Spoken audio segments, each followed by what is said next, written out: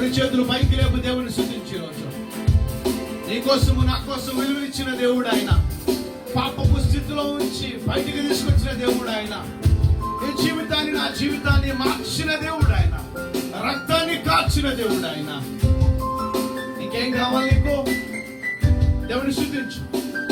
కళ్ళు మూసుకో, రెండు చేతులు పైకి లేదు, దేవుని స్తుతించు అంతే. ఈరోజు just open your mouth and start worshipping God.